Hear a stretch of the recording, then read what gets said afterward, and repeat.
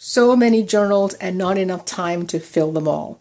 Well, in this particular case, these are all filled, and what we're going to talk today about is how to make your own traveler's notebook inserts. It's a question I've had on my channel from several people. I figured let's just go ahead and do that today.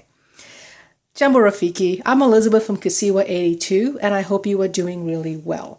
If you're new to my channel, welcome, and if you've been here before, welcome back. I post 2 videos a week. On Tuesdays, I talk about books and all things reading, and on Fridays, I talk about all things journals and creative play. So what we're going to do today is talk about the Traveler's Notebook system in terms of how you can create your own inserts, because inserts tend to run between $6 and $8. They're about 16 pages folded in half, so about 64 pages. And most importantly, they tend to come in a standard size that's not easily available. It's a very specific size, okay? The regular TN size. So what I wanted to talk about was just how you go ahead and make your own. So the thing about making your own, all of these are DIY TNs. And I also make my own covers. This is the only cover that comes from the Traveler's factory, the Traveler's Notebook, which used to be called the Midori brand. So this is the only one that I have that's theirs, this particular leather, and I have one insert in here that's theirs. But other than that, everything else I make myself. And I just wanted to show you how quick and easy it is to make. As with all things, when you're making something, do it in multiples, because once you get started and all the supplies are out, it's just so much easier to do. I also make my own covers, and so you'll see there's various covers I have, and there's more in my stash. And what we can do next week is talk about how you make covers and how you go ahead, because I had a request for this, is how you go ahead and run the elastic through those covers. So we'll talk about that next week. But today what we're going to talk about is how do you make your own TNs? Now, like I said, the challenge is the fact that when you are dealing with a regular TN, this is a custom size that's hard to get, which is part of the reason why I like making my own covers as well, because I can go ahead and change the size. So I tend to use the regular size when I'm traveling. I tend to make my own TNs that, I can add with all kinds of different kinds of paper. So what exactly is a traveler's notebook? It is essentially, if you're new to the whole concept, it is a leather cover. That's the official brand. It's a leather cover with an elastic that runs down the spine and an elastic closure. And what you do is you put these inserts, or notebooks if you will, you put them on that elastic, and there are all kinds of ways you can add 1, 2, 3, 4, 5 elastics if you will. Okay, but that's the official brand. It's the one elastic that goes down the center of your middle insert or notebook, and then you can piggyback on the back.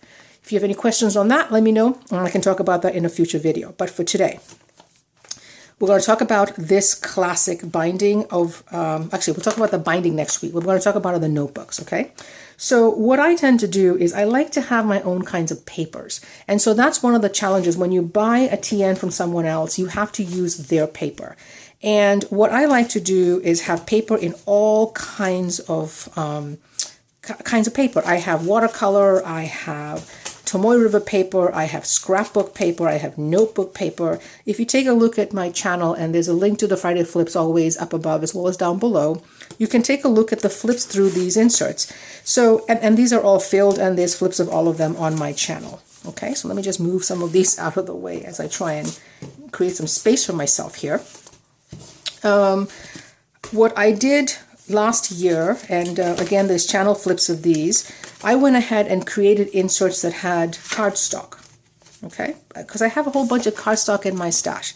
So all you need to do, so I'm basically going to, again, you have to decide what size notebook you want. If you want the standard TN size or the regular TN size, these dimensions are online. You can take a look at that. If you want to make one smaller, if you want to make one bigger, you need to adjust the paper size you use accordingly. Okay. Now, the thing to realize is this. Let me just take one of these. I'll work with this one. Okay. So this is a blank TN insert that I have in my stash that I have not filled out. All you do is you take a stack of paper and you fold it in half. That's essentially all you're doing. As I said, most TNs are 16 sheets of paper folded in half because it's really a single insert.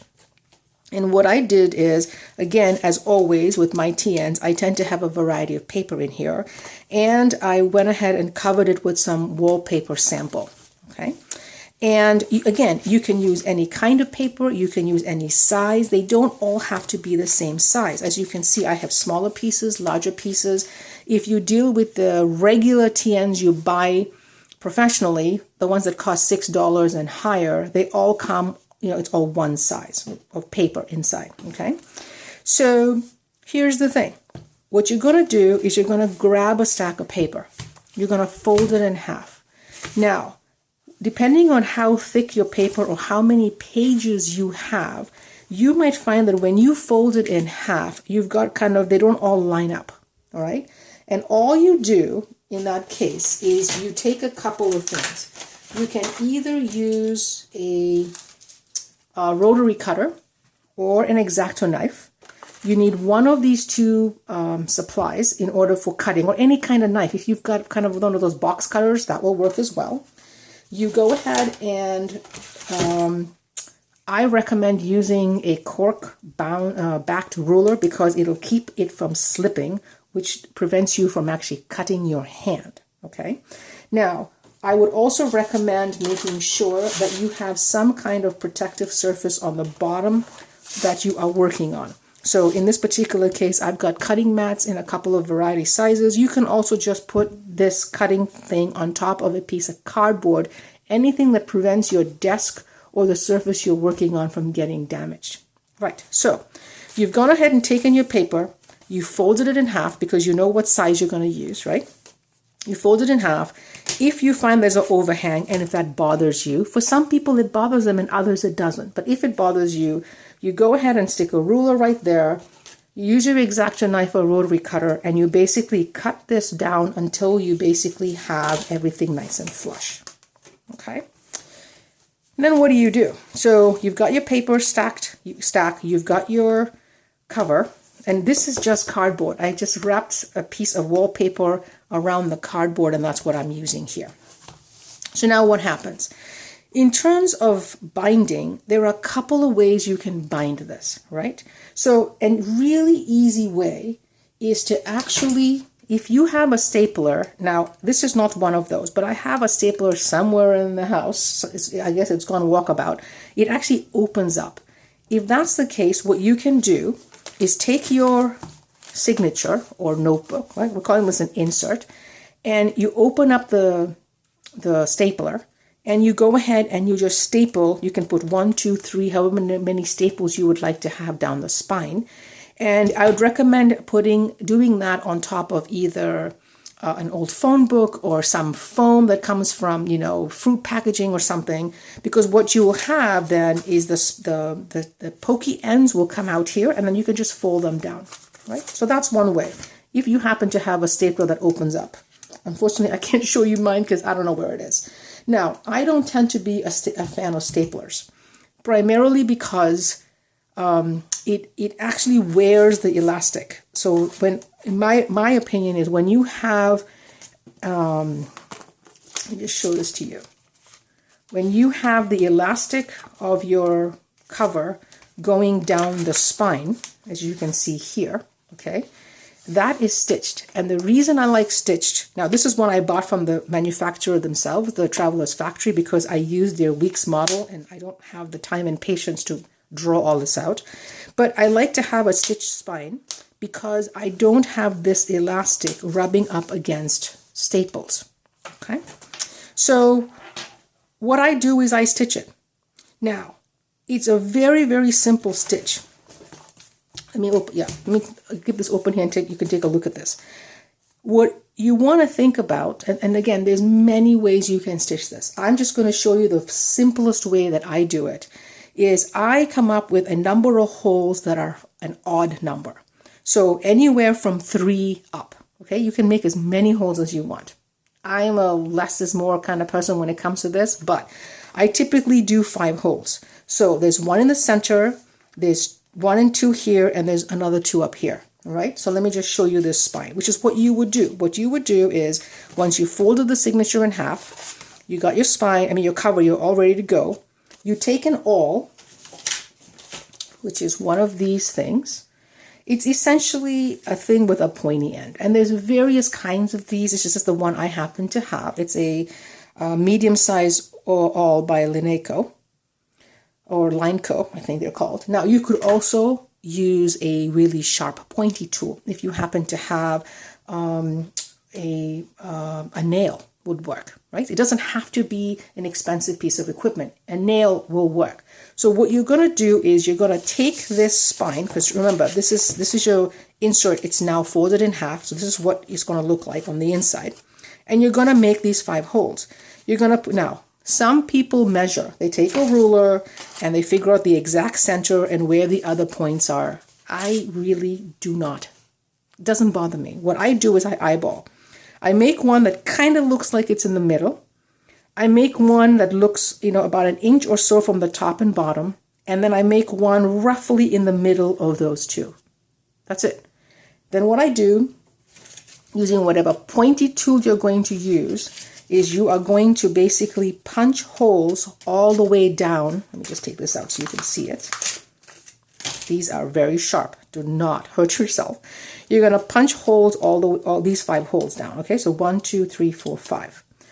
Now, when you're punching, be really careful that your finger is not going to be in the way of the needle or nail, whatever you're using that comes out the other side. Right? Just be really careful with that particular process. So now you've gone ahead and punched your hole. So what now? I think I have this somewhere here. So you take a needle, take some thread. You can use ribbon, you can use twine, you can use anything that you happen to have in your stash. I happen to have threads in black and white. You can use wax thread. Sometimes, depending on my mood, I will run this thread through a waxer. Now, what does that mean? Let me see if I can find that for you. It's somewhere here in my stash, I believe. Here it is. It's one of these things, right? So basically what you do is you wrap your thread around it, you pull it through, and it basically puts some wax onto your thread. And the only reason you'd be doing that is because it keeps the thread more sticky. So it stays better when you are using the journal. Do you need it? No, you don't. Like I said, regular, bookbinding thread, it becomes wax for the most part, but you can get it whatever. Use whatever you have in your stash. Start with using what you have. Go to your needle supply, your sewing kit, and just get some needle out and thread out of there. Okay, so you've got it bound. Now, you have to make the decision. This little tip that stays at the end of the binding, do you want that on the inside of your insert or do you want it on the outside? And that's going to determine how you start the stitching. If you look at my journals, they vary. Sometimes I have them on the inside and sometimes I have them on the outside. Honestly, it's just a mood preference. If, however, you want to be dangling things off the thread, something to think about is maybe you have that knot on the outside, then you can have a nice long tail that you can add all kinds of things to. The thread I cut to 3 times the length of the spine, more or less. If you're going to be adding baubles and beads, make the thread a little bit longer. So let's just say that I'm going to do this kind of binding, in which case I want to have this knot on the inside. All you're going to do is thread your needle. You're going to go down the middle. Let's see, I hope that's focusing enough for you. You're going to go down the middle, you're going to leave a tail. You're going to come up, the next one up. Again, this can go in either direction. You could have gone up or down, doesn't matter. You go out to the next hole, like so. You come back in the hole you just left, like so. You skip the middle. You go down to the next one, like so. You go to the bottom, like you come back up in that one. You go down the 4th hole, and you come back up the middle.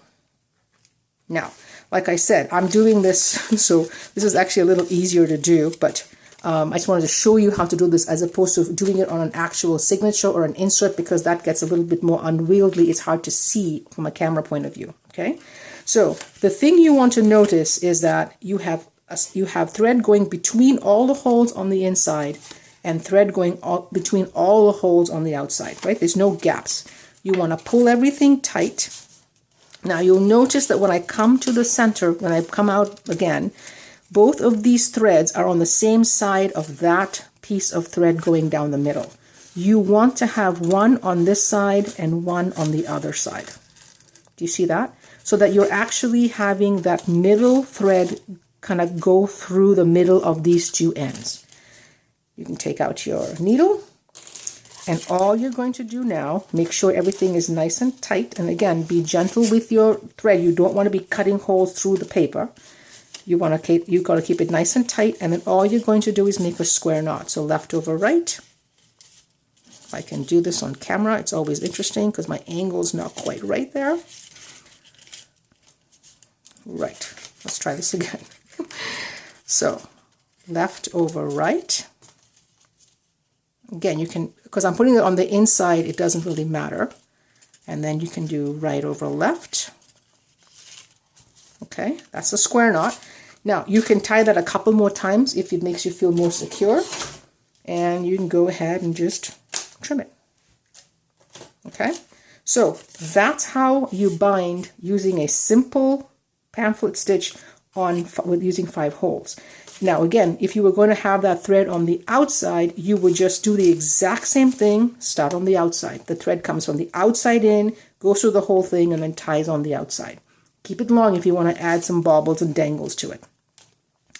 Very simple, right? So here are my 5 holes. Now, if you look at some of my other journals, you'll notice that if you, let me go to the center here so you can see what I'm talking about. Okay, now it's white thread, so it's hard to see. But this one has only got 3 holes that I poked. There's one in the center, there's one there, and there's one there. And you're like, well, Elizabeth, how the heck is the thread going all the way to the top? And the reason is I basically made 3 holes in this insert, but I used, and I did this for a very, very long time, I used the top of the spine and the bottom of the spine as another hole. So yes, I punched 1, 2, 3 holes, but when I go to sew this up, I count this as 1, 2, 3, 4, 5 holes. Does that make sense? Okay, so 1, 2, 3, 4, 5. When you use the top and the bottom of your insert, it keeps this really nice and tight. Something to consider. Try both ways, see what works for you. I've done it both ways over the years, using the top and the bottom spine as 2 of my holes. And then I've also got ones that I just kind of make my 5 holes somewhere in between. Okay? So that's how you go ahead and bind this up. I would recommend once you make this, depending on the kind of paper. So for example, this has got some pretty heavy duty paper in it. There's watercolor paper and stuff. You do it like this and basically stick it under something heavy. Put a couple of cookbooks, dictionaries, whatever you have, bricks, doesn't matter, your saucepans. You just want to weight it down, because what that will do is actually break that spine nice and well for you. Okay, so the other way, so that's another way to bind, right? So we've talked about binding it using a stapler. We've talked about binding it using thread. This is my preferred method. The other option you have is not to bind your signature at all. You're like, what? Yes, let me tell you how you do that. So everything here is bound. This one is stitched. This particular insert is a DIY insert that is also stitched. Okay. This insert, which I use as my bujo, is not. And how did I do that? Let me show you. I'll take it out of this elastic over here. I can't show you anything here because I use this for my work. But basically, again, same thing. A bunch of papers folded in half. Notice there's no holes. This is not stuck together in any way. So I can take this out and reuse this cardstock cover again and again and again. And all I do is I keep this in here like this. And then I run it through, I put it into my cover with that second elastic that's piggybacked on the back of the central elastic. Okay, see this one? These two inserts are piggybacked on each other. And guess what? It stays in place. That elastic keeps it in place. The really nice thing about this, like I said, you can reuse the cover if you've made a cover that's more decorative. The other thing is, if you decide, and I might do this at one point for my journals too, if you decide to work in your journals and you, instead of binding it the way I bind here, right? Because I've talked about working over the hump is a pain.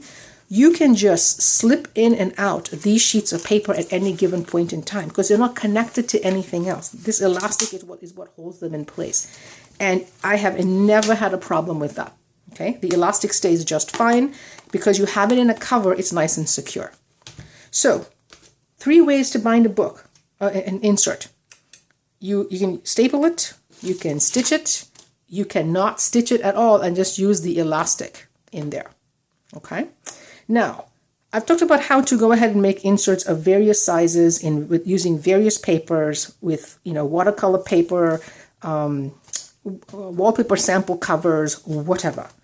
The other thing you could do, and this might be a really simple way if you wanted to try working in this size, right? The Traveler's Notebook size.